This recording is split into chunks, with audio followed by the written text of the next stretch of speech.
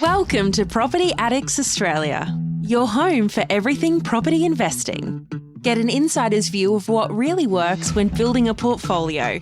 Learn how to avoid the common mistakes, plus get all the tips and tricks from the property investing experts Sana and Mona Ali. Join us to learn from the experts and set yourself up for long-term success in property investing. Proudly powered by propertytwins.com.au. Welcome to the Property Addicts Australia podcast. We are Sana and Mona Ali, the Property Twins. We are mortgage brokers and buyer's agents helping clients all over Australia build investment property portfolios. In this episode of Property Addicts Australia podcast, we'll be talking about the 6 key mistakes property investors make with loan structuring. We talk about basic loans versus package loans, using your own savings towards investing in property, mixing owner-occupied and investment debt. We also talk about cross-collateralisation, as well as the repayment types that you need to consider to make sure your investment portfolio is set up correctly so you can move from one property to the next and the one after that. The key goal here is really paying off your home loan fast, saving tax with correct investment lending setup, and also minimizing risk as you move from one property to the next and the one after that. Let's get started. Correct loan structuring is important so that you can pay off your owner-occupied fast, minimize risk, and maximize tax efficiency. But there are some key mistakes that investors make which keep them stuck and unable to move forward. And some of these mistakes include choosing a basic product rather than a packaged product. Then the next one is people mix up their owner-occupied and their investment loans and equity cash out and their savings. Then number 3, they choose the incorrect repayment type like principal and interest versus interest only, and also looking at choosing the right rate type, variable versus fixed. Then they also buy with friends and family, which impacts their future borrowing capacity. Also using your own savings for a deposit, which is a big one. And lastly, one of the key ones is cross-collateralizing their properties.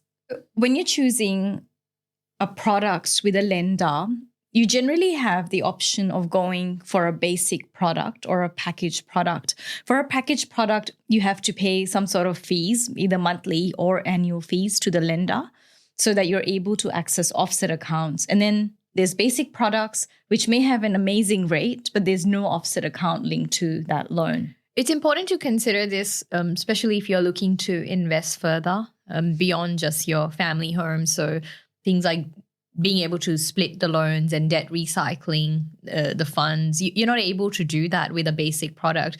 And you might just only be owning an investment property.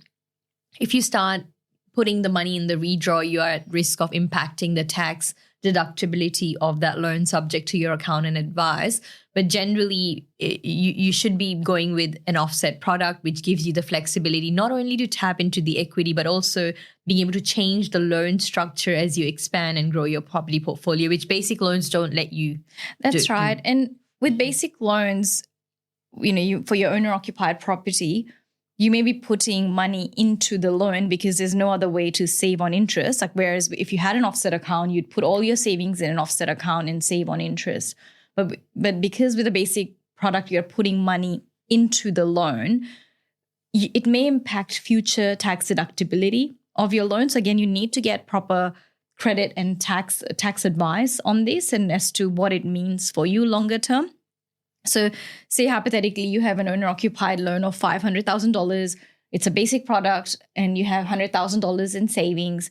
You put it into the loan, you save on interest, but then down the track, you're intending on converting this particular property to an investment property and you would like to upgrade your home to another property. So in this case, you would have paid off $100,000 off your current home.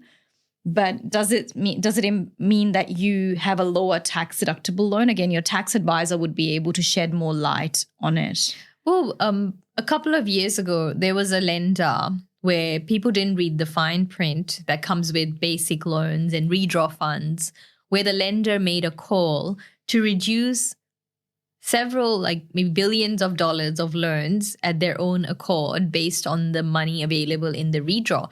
So for these investors or homeowners, the funds were their savings, their emergency funds for personal use, but the lender had the discretion to pay down that loan. So the moment you put your money into the loan, you've lost control.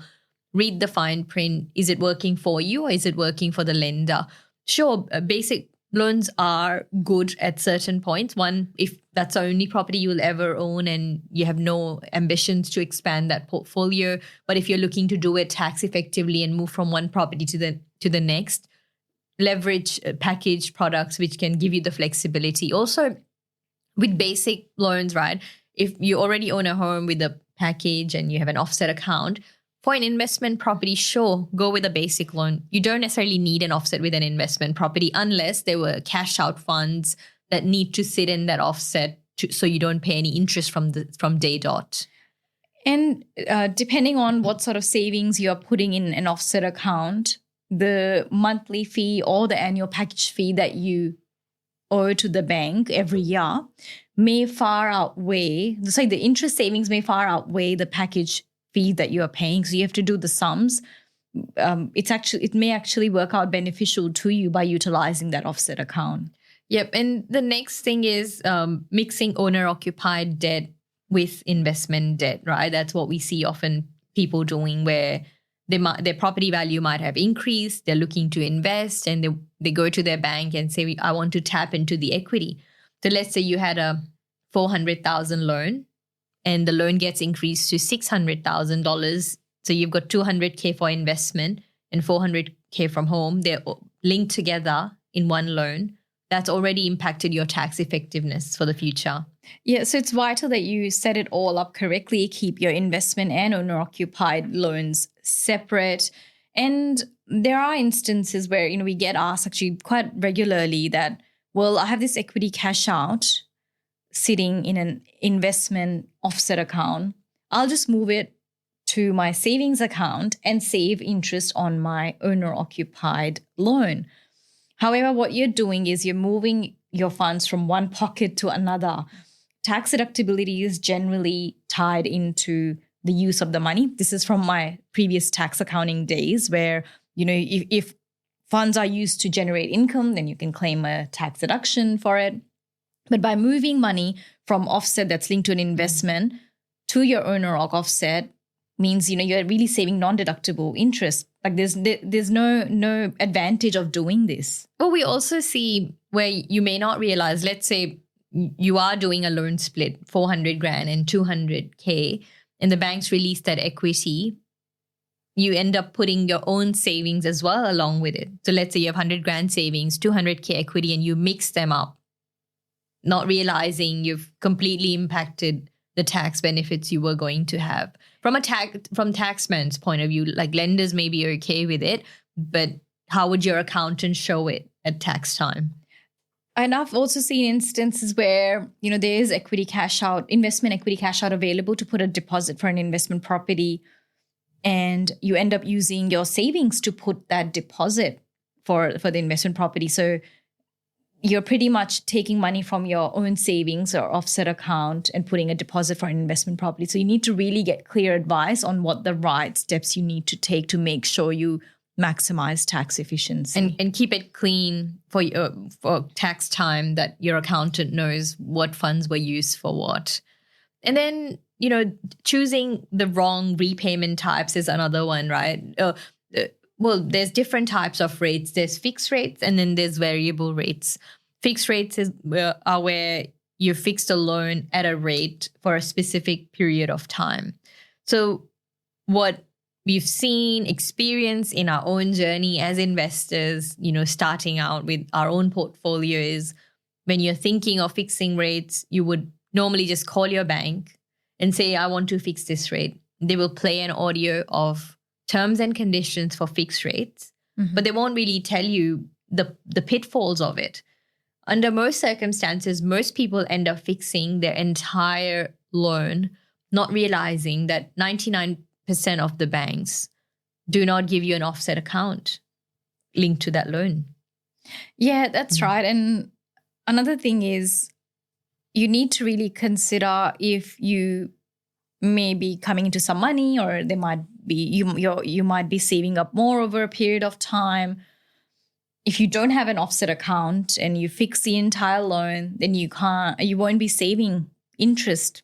You wouldn't be making the most of your savings really, or your cash balance. Well, if it's your owner occupied, the reverse compounding effect if you have no offset account. So the type of conversations that we've had with clients in the past is us asking them, so how much savings do you have right now? How much are you planning on saving over the next year, 2 years, 3 years? And then working backwards from that to figure out how much of the loan should be fixed and how much should be left as variable. That's right. And also consider the break costs that are involved. Once you fix that loan, and rates start dropping, you're going to pay hefty break costs that can run into tens of thousands of dollars. Again, a bank, terms and conditions, recording may say it, but what are the chances that you're going to absorb it and really understand if that's the right thing to do for you? And you may be planning on expanding your portfolio and you fix your rate with your current lender and it's not really the right lender. They won't release equity for you to be able to expand further. Then you have to move lenders and you'd incur break costs at that point in time. So it's a massive opportunity cost. So you need to take into account your long-term goals with whichever path you end up going. On the other hand, there's variable rates. Yes, variable rates can go up and then they can go down, but give you some sort of flexibility. And look, there's no right or wrong answer here on which approach you need to take, but what you need to really consider is what suits your circumstances right now and what's the most optimal way of setting it up so you don't lose over the long term. Yep. And then there is interest only versus principal and interest. This needs to be considered when it comes to your owner-occupied lending, investment lending, and in conjunction with what your long-term plans are. Yep. And again, going back to owner-occupied debt, generally being principal and interest, comes down to your future goals, but generally it's P&I, maximizing that offset account for reverse compounding effect. And 2, best practice investment loans being interest only, because we do see time to time clients want to pay principal and interest on their investment properties while they have owner-occupied debt. Well, while you have an owner-occupied debt, all your interest savings or cash flow savings on your investment and tax benefits need to be redirected to paying off your owner-occupied property in the first instance. So again, consider best practice. Whilst it feels good to pay principal on investment properties, how about you? How much would you speed up paying off your home if you were making, say, extra $300 into your offset account, or at the end of the year at tax time, putting another 10 grand in your owner-occupied offset? How would that reverse compound paying off your home rather than making the mistake of, well, let's pay principal and interest on everything, or let's pay interest only on everything? Another common mistake that investors make is buying property with friends and family. It may make sense right now, but it has major long-term implications for your own portfolio. So this, for the amount of times we've been asked by our clients, well, what if I bought this next property with a friend or a brother or a sister, etc. So non-spousal basically, right, which impacts you for the worse. Yeah, that's right. And the thing is, right, the life circumstances evolve over a period of time and lending climates change. And your life goals may change as life progresses. But lenders also view that borrowing in a negative light. So you might have, say, a $600,000 loan with your friend, and you might be receiving $600 per week in rent on that property. Most banks would say you owe the entire $600K and you only are receiving $300 per week in rent. Very few lenders consider just $300K lending on your side and $300 per week rent. And that the concept is called common debt reducer. Very few lenders would consider that. So in theory, it feels good that you're able to buy with friends or siblings, but it doesn't expand the opportunity for you. If anything, it limits you, especially over the long term. It's not a problem until it's a problem, really. That's right. Think about, life circumstances changing, your friends or family's life circumstances changing. So you have to sell the property prematurely, the costs incurred to go into the market, right? You're paying for stamp duty, then exiting the market, the sales costs. But let's say you even think of transferring the property to you or to that family member. You have to pay stamp duty on the new valuation you will have. So it's expensive. So the transaction costs themselves are expensive, like stamp duty. And then there may also be capital gains tax depending on if it's an investment property or not. So you need to make this decision very carefully and not get into it. If anything, if you're able to avoid it, then avoid it. Yeah, look at how you can on your own. Let's say you might be a couple. How can you expand that portfolio on your own with your borrowing capacity? And also, it matters, right? If you, even as a couple, there's benefits if you bought in one name or both names. Some lenders might ignore your spouse's borrowing altogether. So there's ways to maximize that borrowing just on your own rather than getting yourself in a situation which probably might keep you stuck for a very long time because you can't. Maybe the property markets go back and you can't liquidate that property anymore and you're stuck with that friend and the property that you own with them. That's right. So you need to have a longer term view of this. Don't just make a decision based on just emotions. Take the emotion out of this big decision, because down the track, if that's say 600K debt in this scenario you were discussing earlier, this whole debt is counted against you. And you're no longer able to say buy that next home that you wanted to purchase or buy that next investment property. And also, you may want to sell the property. You may want to free up your own borrowing capacity, but your friend or family member whom you own with, they don't want to sell that property. So it causes more complexities than you can actually envision initially. Yep. And another big one that we see is the average investor out there, what they would do. They would in terms of deposit, right, using equity is what we've talked about over and over again. Let's say you don't even have that equity or you haven't even considered tapping into equity and you've saved up 200 grand in your offset account, your own savings. Or the value of your property has not gone up. So all you have is your own savings sitting in your owner-occupied offset. Yeah. So what most people incorrectly do is they'd pull out that money from the offset and put a deposit toward an investment property. Say you own your home and the value of that property has not gone up over a period of time. Maybe you might have purchased a property 18 months ago, and this is actually an actual client example that I have. So I had these clients who were first home buyers. This was back in mid to late 2018. They bought their home in December 2018, and over the next 12 to 18 months, they built up savings in their offset account.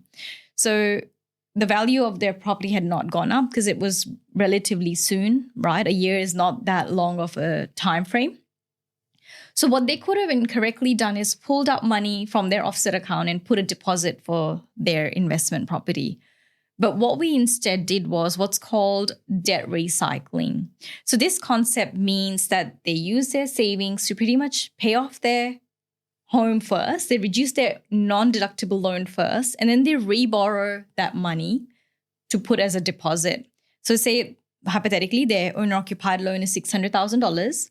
They have $100,000 in savings that they would like to put as a deposit for their next property. So their owner-occupied was paid down to $500,000, and a new loan was created for the $100,000 that they used to put as a deposit for their investment property. This was all subject to their tax accountant's advice, and their tax accountant signed off on this. So this way, they were able to convert $100,000 of non-deductible loan into a tax-deductible loan. And this, we did the sums at that point in time. It added up to anywhere from around about $15,000 worth of tax savings over the life of the loan. But the average person, they would have pulled that 100 grand from their offset account to buy this next property, right?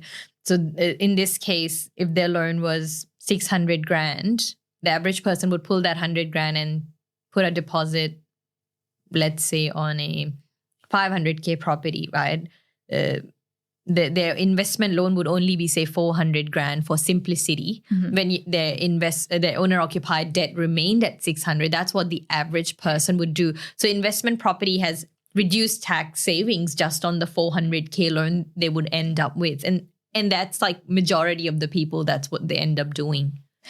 That's right. So, but whereas doing it correctly means their non-deductible loan has reduced to $500,000. Then they have that 100 grand that they've debt recycled, that's tax deductible, and they've borrowed 400 grand for their investment property. So all up $500,000 is tax deductible in this case. So you need to get these things right because, in this client scenario, they're going to be saving $15,000 odd in tax based on numbers we did at that point in time. Over the life of the loan, it could increase based on their tax bracket over time, the returns they'll get. And imagine just redirecting that to paying off their home. Like how many years would that shave off their home loan? How much interest that would save on their home loan?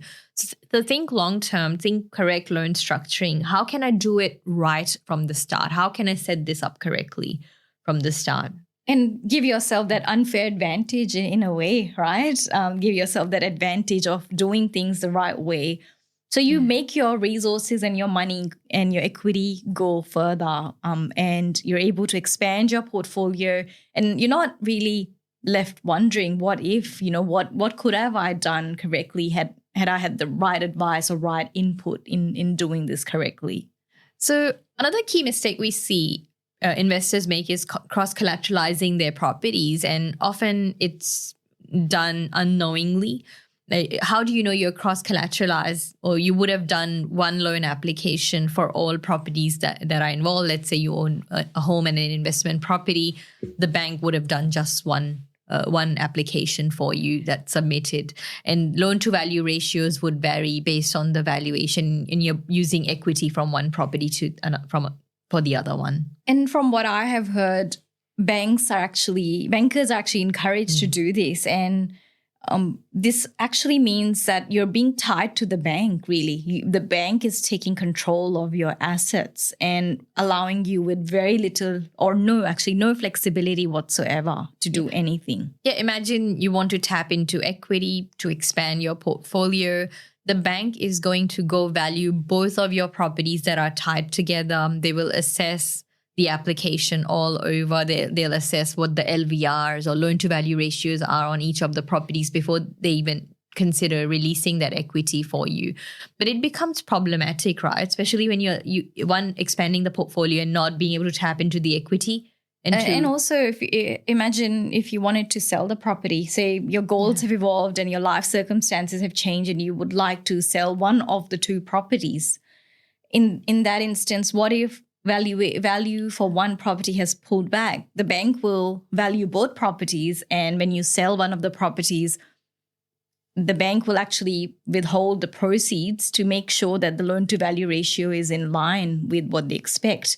What they originally approved the loan for, or they reassess you altogether. And I've had instances where, a number of properties have been crossed across two lenders for a client.